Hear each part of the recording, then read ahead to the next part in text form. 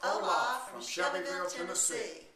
We're Clarence and Barbara Lamb, and we would like to express our interest in test driving retirement in Cuenca.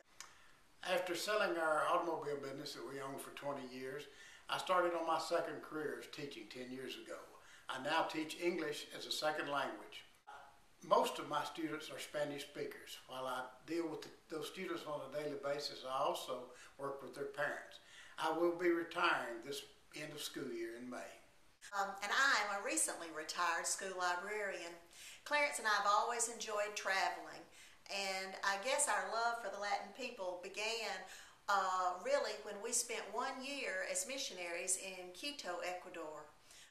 While there, I taught 4th grade in school, and I sang actually with the Voz Andes chorus for Quito days. While in Ecuador, we lived among the people and associated with them on a daily basis. We also took Spanish lessons. While we're not fluent with it, we are able to communicate with the people, and we translate often very much into schools these days. We feel that being able to speak the language is truly important to being able to communicate and experience the culture of the country. Being from a rural area, I truly enjoyed the vegetable and fruit markets. They were fantastic. And I loved the fresh flowers that were so readily available, and I would look forward to seeing that again. We really enjoyed the Latin culture very much. While we were living in Quito, we visited several of the small towns around Quito. Just really enjoyed what each different place had to offer.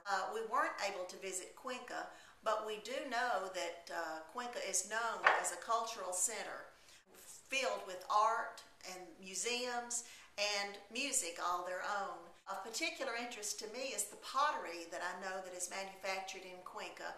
While living in Quito, I actually bought a set of dinnerware that had been made in Cuenca, and I just love it.